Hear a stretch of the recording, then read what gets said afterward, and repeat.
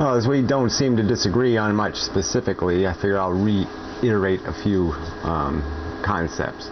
So first, yeah, I'll agree that we don't know how what the odds are of life existing on some other planet, or even what they were on this planet.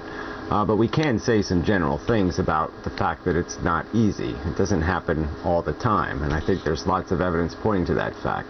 The fact that there's no competing life form on this planet, that even with the diverse chemistry, the complex chemistry that's abundant, nothing has developed in that chemistry.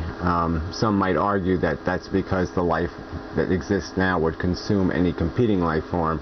But I think the opposite argument could be made, that some competing life form might find us very tasty, and we might not have weapons against such a microbe or such a cell.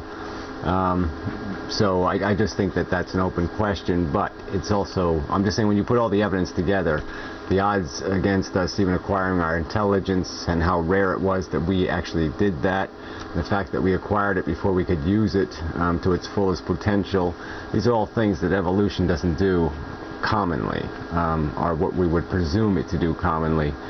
And so I think it can be stated that the odds against intelligent life in the universe are high. We just don't know how high. 1,000,000 to 1, 10 zillion to 1, a gazillion to 1. We don't know the number, but we know they're high. So the second point I'd make is that so even if an organism acquires intelligence, it's always going to serve need, desire, some sort of feeling mechanism, some capacity to have a good or a bad thing happen, and intelligence is used to try to optimize the good and reduce the amount of bad. That's going to be its mission, no matter what form it's going to exist in. It's going to have that as a mission. I think it's completely unreasonable to speculate on intelligence doing anything else, having any other purpose.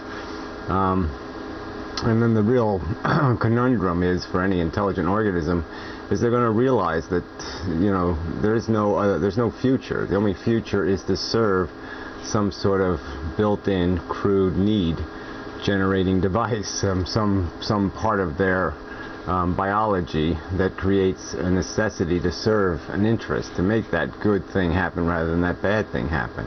So essentially we're just here fantasizing about what we think a life should be, about what we have as expectations, hoping and wishing and daydreaming a life, and trying to make some piece of that turn into a reality for our individual selfish selves.